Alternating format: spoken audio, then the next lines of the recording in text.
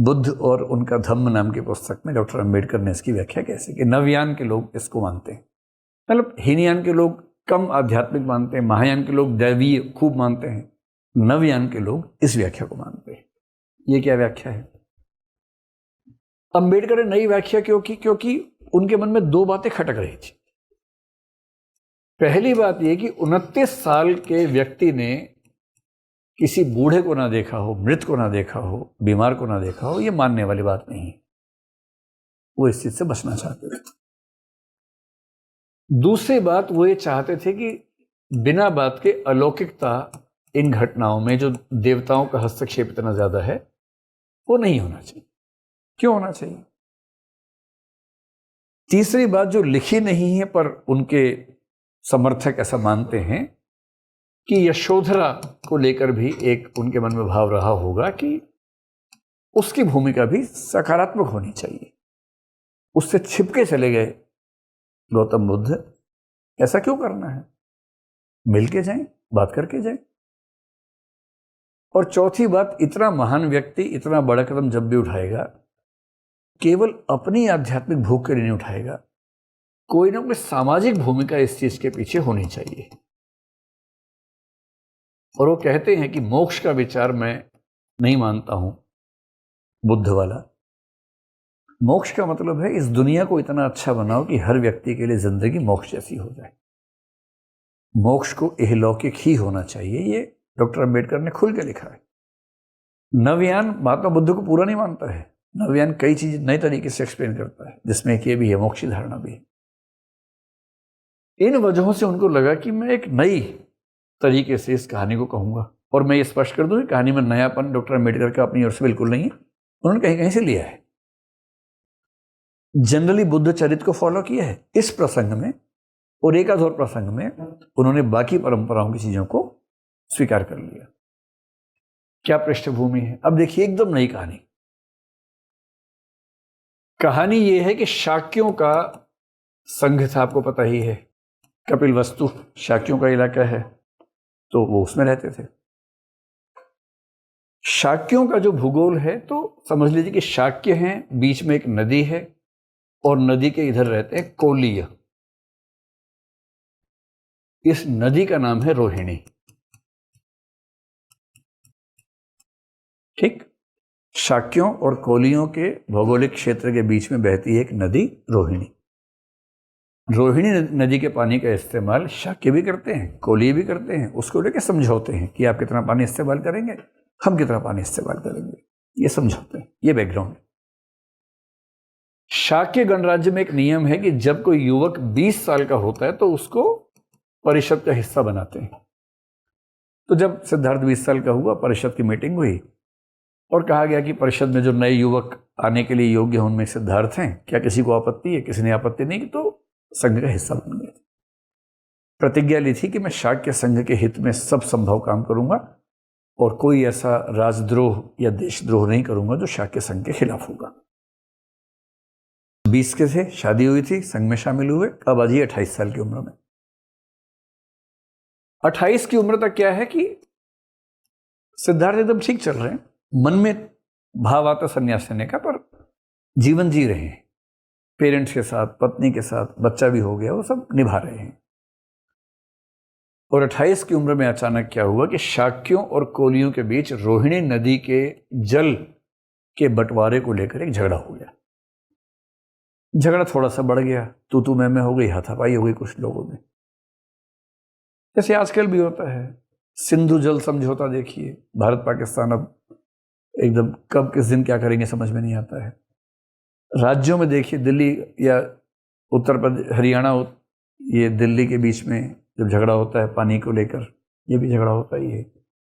Kaveri water dispute देख लीजिए, अंतर्राज्यीय जल न्यायाधिकरण जो बनाते संविधान के तहत, वो देख लीजिए, वही समस्या, वैसी समस्या। तो हो गई एक छोटी सी झड़प। अब क्या होता है कि कुछ लोगों के लिए युद्ध होती है रोजी रोटी। युद्ध होता रहे तो सत्ता ठीक चलती रहती है उनकी। सरहदों पर तनाव है, पता करो क्या देश में चुनाव है। तो लोकतंत्र में युद्ध आमतौर पर इसलिए भी होते हैं कि चुनाव आने वाला है। हमेशा इससे नहीं होते, लेकिन हाँ एक बड़ी वजह ये हो सकती है, क्योंकि युद्ध के समय लोगों के इमोशंस बहुत बढ़ जाते हैं, वो देश की सरकार या राज्य की सरकार को सपोर्ट करने के मूड में ज़्यादा आ जाते हैं। उसी माहौल में वोटिंग हो जाए तो इलेक्शन 5 साल के लिए या 4 साल के लिए जीत जाते हैं। ऐसा होता है, अक्सर होता है ऐसा। और युद्ध शुरू होते सबसे बड़ी बात क्या है, इमरजेंसी लग जाती है, इलेक्शन पोस्टपोन हो जाते हैं। अगर सरकार 4 साल की है मान लीजिए किसी देश में, और 3 साल 11 महीने बाद युद्ध शुरू हो गया, इमरजेंसी लग गई, और उसमें क्या घोषणा हुई, युद्ध खत्म होने तक यथास्थिति चलेगी। अब राजा चाहेगा युद्ध खत्म हो, चलता ही रहे, चलता रहे, उसी में रोजी रोटी है उसकी, चलता रहे। और सेनापति लोगों को कई बार क्या होता है, जैसे पाकिस्तान की सेना है, पाकिस्तान की सेना को जब तक युद्ध ना हो उनका अस्तित्व खतरे में आ जाता है। तो कहीं ना कहीं कुछ होते रहना चाहिए ताकि सेना जरूरी है ये भाव बना रहे, और ये हमेशा से है, यहां भी था। तो सेनापति ने एक मीटिंग बुलाई। कौन से सेनापति ने? शाक्यों के सेनापति ने मीटिंग बुलाई। मीटिंग में सब लोग गए, सिद्धार्थ भी गया, और मीटिंग में उसने कहा देखो भाई ऐसा है, ये कोलिय लोग संभल नहीं रहे हैं, इन्होंने फिर मार पिटाई की है, अब समय आ गया है कि हम इनके खिलाफ एक बड़ा युद्ध करें और एक ही बार में मामला सुलझा दें। सबसे पूछा आपकी राय क्या है, सब चुप। बुरे लोग दुनिया का खतरा नहीं है, शरीफों की चुप भी खतरनाक है। शरीफ लोग चुप रह जाते हैं, सब चुप। तो सिद्धार्थ उठा, उसने कहा मैं युद्ध का विरोध करता हूं। सबको लगा चलो एक तो है। सेनापति ने पूछा क्यों? उसने कहा मुझे यह पता लगा है कि पानी विवाद की झगड़े की शुरुआत हमारे सैनिकों ने की थी।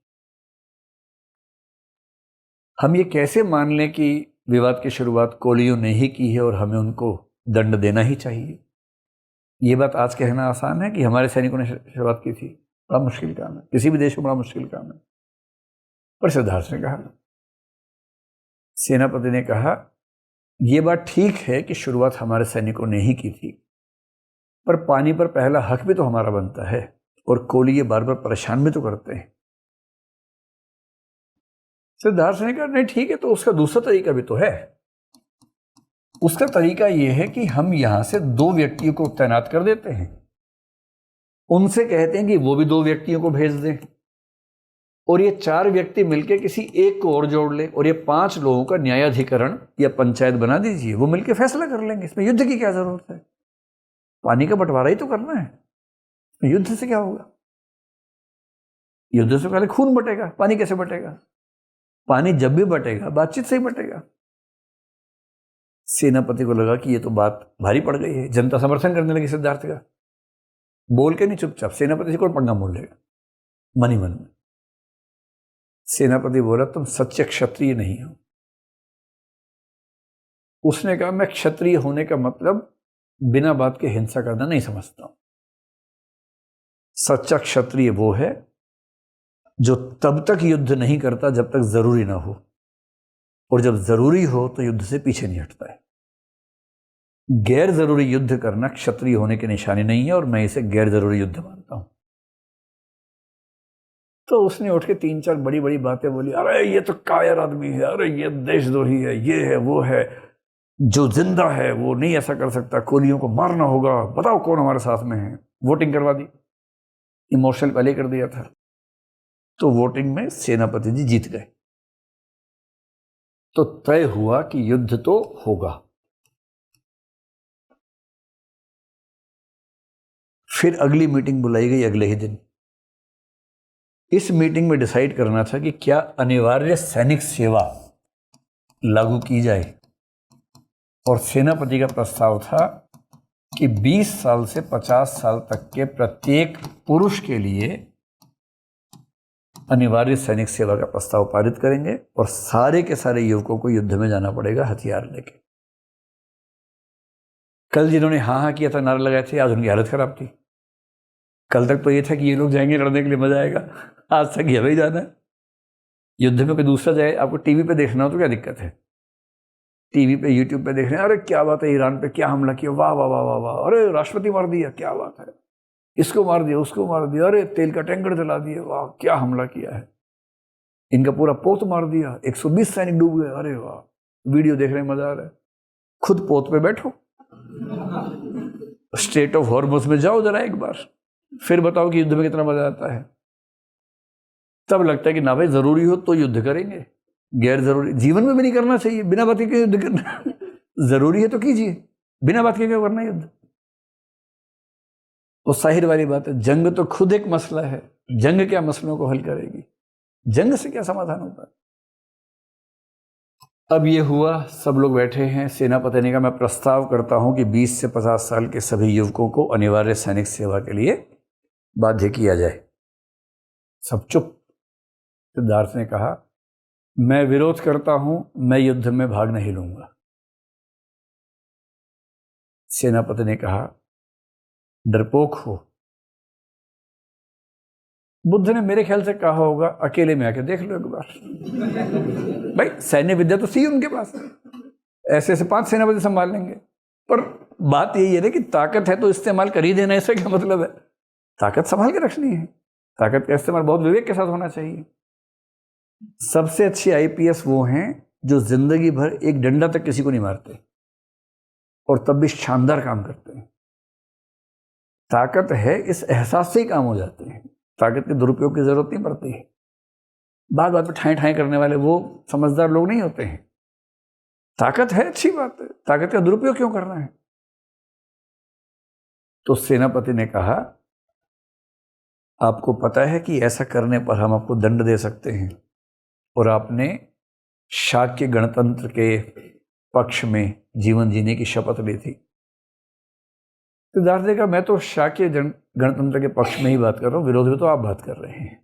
मैं तो पक्ष में ही हूं, शपथ भी मुझे ध्यान है, और मैं युद्ध को शाक्य गणतंत्र के पक्ष में मानता ही नहीं, इसलिए मैं इसे समर्थन नहीं करूंगा।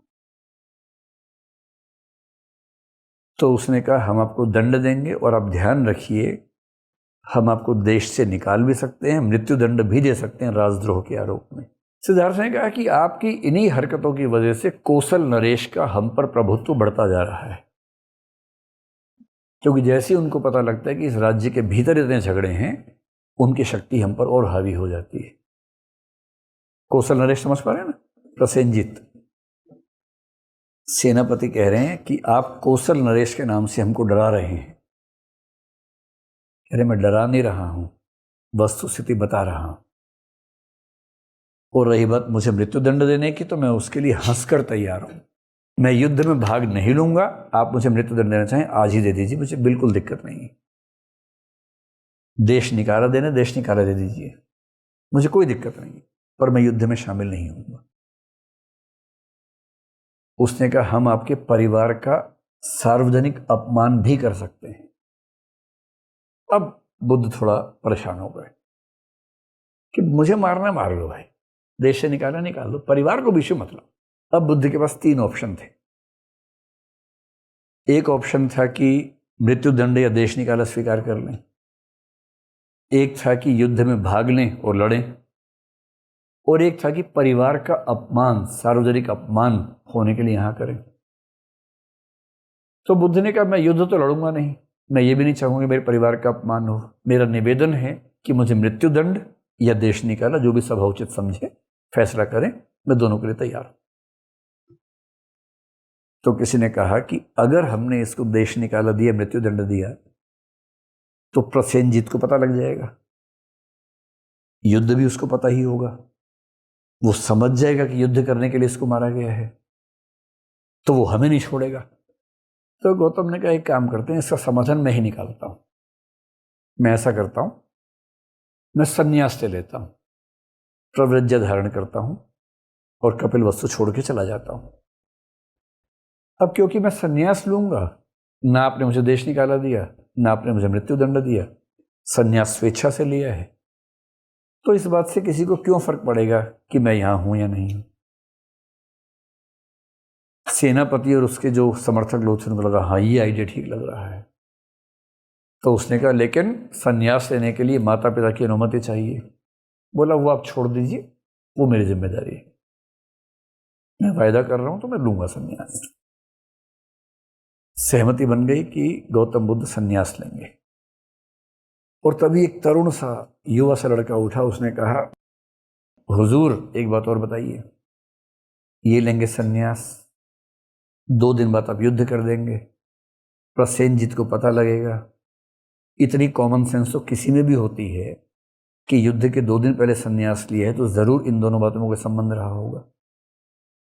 तो सभा में एक निष्कर्ष और निकाला कि बुद्ध के सन्यास लेने के कुछ अंतराल के बाद हम युद्ध शुरू करेंगे, ताकि कौशल नरेश को, प्रसेनजीत को ये ना लगे कि बुद्ध को इस वजह से जाना पड़ा कि वो युद्ध का विरोध कर रहे। इस बिंदु पर सभा समाप्त हुई।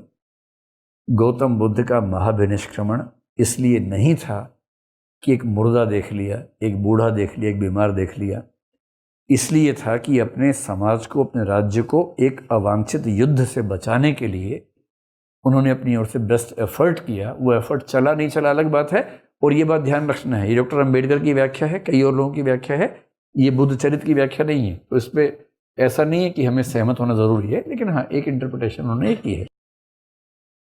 अब यशोधरा का महत्व देखिए। अब बुद्ध पहुंचे अपने घर। अच्छा, ऐसी खबरें पहले पहुंचती हैं कि बुद्ध के पहुंचने के बाद पहुंचेंगी? खबरें पहले पहुंच जाती हैं, सारी खबरें पहले पहुंच गई हैं। बुद्ध घर गए हुए हैं और घर में शुद्धोधन बाबू, एकदम शमशान घर जैसा माहौल बना रखा है घर के अंदर। जैसे ही घर पहुंचे शुद्धोधन और महाप्रजापति उनके तरफ गए कि ये क्या कर दिया बेटा तुमने? बोले क्या कर दिया? सेनापति युद्ध के लिए लोगों को भड़का भड़का के जब एक तरफ कर सकता है, और लोग इतने भी विवेकशील नहीं है कि युद्ध नहीं करना चाहिए, तो कोई तो बोलेगा मैंने अपनी जिम्मेदारी निभाई, सही बात की, और आपका अपमान होने दूं, इससे लाख गुना अच्छा है कि मैं मृत्युदंड स्वीकार करूं। मृत्युदंड से समाज का नुकसान हो रहा है कि प्रसेनजीत आ जाएगा यहाँ पर, तो इन सब में सबसे अच्छा क्या था कि मैं अकेला निकल जाता हूं यहाँ से कम कपिल वस्तु समृद्ध रहे, शांत रहे, ठीक रहे। तो माँ बाप बोले कि बेटा हम भी तुम्हारे साथ चलते हैं। सर कैसी बात करते हो? राहुल की उम्र भी 1 साल भी नहीं है, नंद भी छोटा है, इन बच्चों को अपना बचपन जीने दो, कहाँ जंगलों में फिरोगे मेरे साथ? और जंगल में परिवार ही लेके जाऊंगा तो सन्यास किस बात का हुआ? ये कैसा सन्यास है कि फैमिली ट्रिप पे चले गए? सन्यास छोड़ना होता वो। फिर बोले कि अच्छा एक काम करते हैं, तुम सन्यास छोड़ो, कौशल में चल के रह लेते हैं, श्रावस्ती में, वहां हम कपिल वस्तु के लोगों से बचे रहेंगे और निश्चिंत होकर रहेंगे। उससे कहिए तो सच्चा देशद्रोह होगा। जिस राजा से मेरे समाज को, मेरे राज्य को खतरा होता है, मैं उसी राज्य में जाकर रहना शुरू कर दूं। कोई भारत की नागरिकता छोड़ के पाकिस्तान की ले ले कि मैं बच गया। दाऊद को ही शोभा देता है ना, किसी को क्यों शोभा देगा? समझदार आदमी को नहीं होना चाहिए। मतलब यूक्रेन की नागरिकता छोड़ के रूस की ले ली, अमेरिका छोड़ के ईरान की नागरिकता ले ली, कोई ऐसा क्यों करेगा? तो देशद्रोह तो ये हो ही जाएगा अगर मैं वहां जाऊंगा तो। बोले बात तो सही है। फिर बेटा क्या कर सकते हैं? एक काम करो ना, युद्ध तो स्थगित हो ही गया है, तो कुछ दिन मत जाओ। बोले माताजी युद्ध इसीलिए स्थगित हुआ है कि अंतराल दिखे मेरे जाने और युद्ध होने के बीच में। मैं रुक ही जाऊंगा तो युद्ध और अंतराल हो जाएगा, तो ये लोग फिर मुझे मृत्युदंड देंगे या देश निकाला देंगे या आपका अपमान करेंगे। सबको समझाया ऐसे नहीं करते, समझा करो बात को, सोच समझ के बोल के आया हूं, जाना होगा। और जाने की तैयारी फिर शुरू हो गई। तो यशोधरा अपने कमरे में थी राहुल के साथ। बुद्ध चरित्र में तो बुद्ध बिना बताए भाग लिए, बहुत नाराज है यशोधरा उनसे, उनकी बुद्ध चरित्र वाली। लेकिन यहां जो व्याख्या हुई उसमें यह कि इसके बाद बुद्ध गए यशोधरा के पास।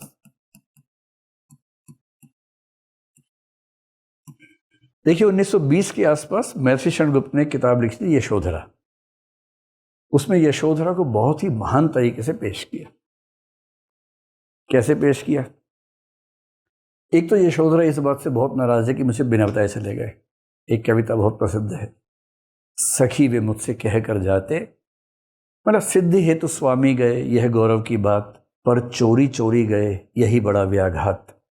सखी वो मुझसे कह कर जाते, कह तो क्या वे मुझको अपनी पथ बाधा ही पाते। अरे कह देते मुझसे, स्वयं सुसज्जित करके क्षण में प्रियतम को प्राणों के प्रण में हम ही भेज देती हैं रण में। क्षात्र धर्म के नाते सखी वो मुझसे कह कर जाते। अरे हम तो युद्ध होता है अपने पति को खुद तिलक लगा के भेजते हैं कि युद्ध में जीत के आना, हम क्यों पीछे हटते अगर ऐसी बात होती। जावें सिद्धि पावें वे सुख से, दुखी न हो इस जन के दुख से। उपालंब दूं मैं किस मुख से, आज अधिक वो भाते सखी वो मुझसे कह कर जाते। कितना दुख है उसको, इतने साल का साथ है, अचानक चले गए। अरे बात कर ली होती, बाहर तक छोड़ के आते हम, विदा करके आते। पर यहां कहानी दूसरी है। और उसके बाद भी उस यशोधरा ने क्या किया, मैसेज गुप्त किया, उसका जिक्र थोड़ी देर के बाद आएगा। अब बुद्ध पहुंचे यशोधरा के पास, चुपचाप जाके बैठ गए। यशोधरा कह रही है कि सभा में जो कुछ भी हुआ मुझे उसकी जानकारी मिल चुकी है। बुद्ध कह रहे हैं कि तुम्हें मेरा निर्णय कैसा लगा। यशोधरा कह रही है कि उसमें कैसा लगने की क्या बात है, आपकी जगह मैं होती तो मैं भी यही करती। कोई भी समझदार व्यक्ति यही निर्णय करता है, और मुझे खुशी है कि आपने एक अच्छा निर्णय किया। इच्छा तो मेरी ये है कि मैं भी आपके साथ चलूं। जैसे सीता वाला प्रसंग है कि राम गए तो सीता भी साथ गई। इच्छा तो मेरी ये है कि मैं भी साथ चलूं, लेकिन राहुल इतना छोटा है कि शायद इस समय इसको लेके जाना संभव नहीं होगा। तो मैं आपको ये विश्वास दिलाती हूं कि राहुल की ओर से, अपने पिता माता और नंद की ओर से आप निश्चिंत रहें। उन सबका ध्यान रखने की मेरी जिम्मेदारी है। आप उस चीज से एकदम निश्चिंत होकर अपने रास्ते पर जाएं। और तीसरी बात, अब आप जा ही रहे हैं तो कोई ऐसा मार्ग ढूंढिए, आपके मन में बड़ा आध्यात्मिक भाव रहता भी है, ये तो तात्कालिक कारण है जाने का। जा ही रहे हैं तो कुछ ऐसा रास्ता ढूंढिए जिससे पूरे समाज का कल्याण हो सके, पूरी मानवता का कल्याण हो सके। और मुझे भी इस बात का गर्व हो कि मेरे पति ने समाज के लिए कुछ बड़ा काम किया है।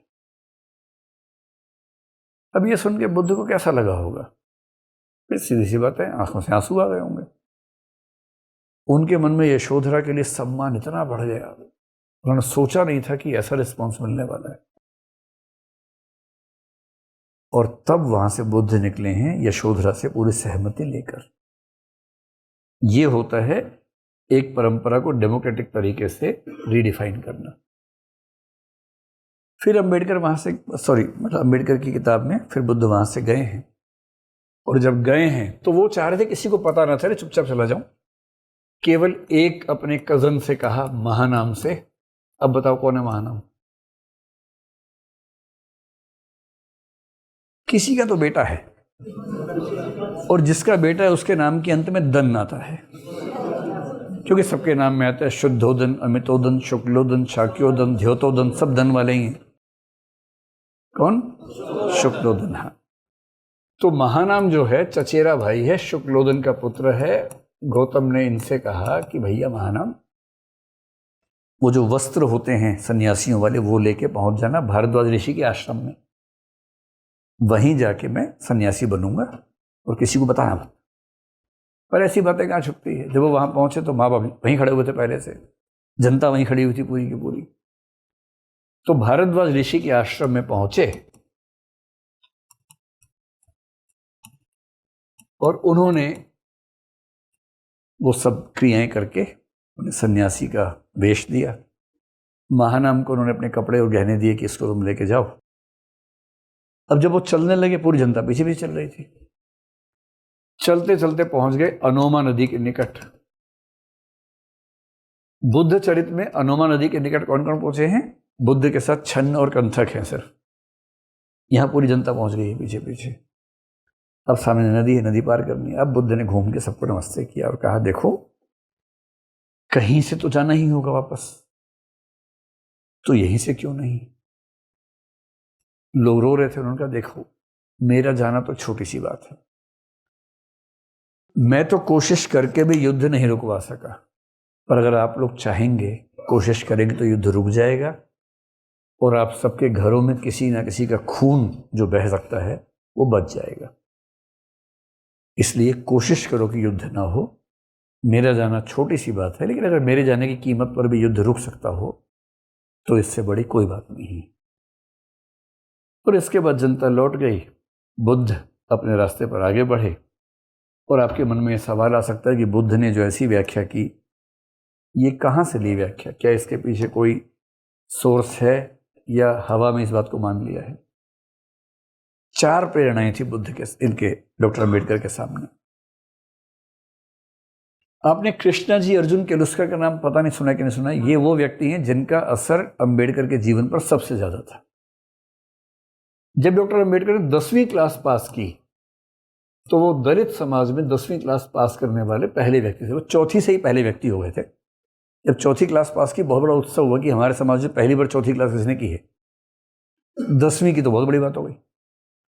वहीं एक समाज सुधारक थे कृष्णा जी अर्जुन केलुस्कर। आपने सुना होगा ज्योतिबा फुले नाम के एक व्यक्ति, लगभग उसी समय, लगभग उसी इलाके में, वो पुणे में थे। और पुणे में उनका एक समाज था सत्यशोधक समाज।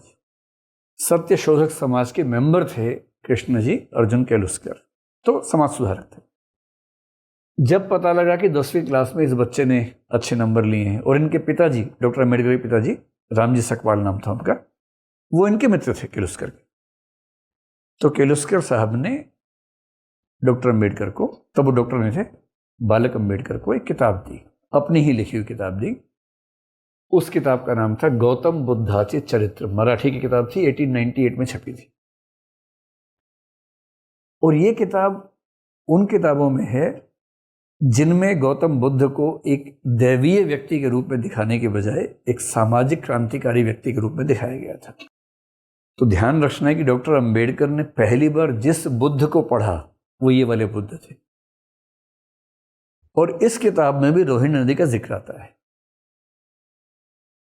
तो अम्बेडकर साहब के लिए ये वाली कहानी उतनी ही स्वाभाविक थी जितनी हमारे लिए 4 घटनाओं वाली कहानी है। उन्होंने वही सुनी हुई थी। 1895 में E.B. कॉवेल ने जातक कथाओं का इंग्लिश ट्रांसलेशन करवाया, और ऐसा माना जाता है कि इन कथाओं के अनुवाद का प्रयोग संभवतः केलुस्कर जी ने भी किया होगा और बाकी लोगों ने भी किया होगा। जातक कथाओं में से एक कथा है जिसको बोलते हैं कुणाल जातक। कुछ और कथाएं हैं, एक जातक अट्ठ कथा है। कुछ जातक कथाओं में रोहिणी नदी के विवाद का प्रसंग आता है, कुणाल जातक में विशेष रूप से आता है। तो कुणाल जातक अंग्रेजी भाषा की वजह से उस समय बुद्धिजीवियों के बीच में पहली बार फैलने लगी थी। आपने एक बहुत बड़े इतिहासकार का नाम सुना होगा, डी.डी. कौशाम्बी। डी.डी. कौशाम्बी 2 हुए हैं। एक का नाम है दामोदर धर्मानंद कौशाम्बी, दूसरे का है धर्मानंद दामोदर कौशाम्बी। जो पिता हैं उनके नाम में धर्मानंद पहले आता है और जो बेटा है उसके नाम में दामोदर पहले आता है। तो जो दामोदर हैं वो तो मार्क्सिस्ट हैं, बहुत प्रचलित हैं।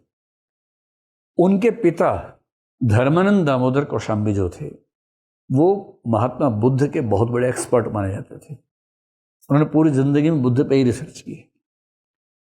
उन्होंने एक किताब 1940 में लिखी भगवान बुद्ध नाम से। 1949 में एक नाटक लिखा बोधिसत्व नाम से। इन दोनों में भी रोहिणी नदी के विवाद को लेकर ये प्रसंग आता है। और इंटरेस्टिंग बात है कि जो बोधिसत्व नाटक है 1949 का, उस नाटक में सेनापति और गौतम बुद्ध के डायलॉग्स ठीक वैसे हैं जैसे डॉक्टर अम्बेडकर की पुस्तक में है। ऐसा लगता है कि वहां से एग्जैक्टली उन्होंने प्रेरणा लेके लिखे हैं। तो इनके पास ये सोर्सेस थे, और पूछें कि इन सोर्सेस के पीछे कौन से प्रमाण थे, तो जो मैंने आपसे जिक्र किया, कुणाल जातक है, एक रूप धर्म जातक है, जातक अट्ठ कथा मैंने जिक्र किया, अर्थदंड सूत्र है, महासचक सूत्र है, पब्बज्जा है।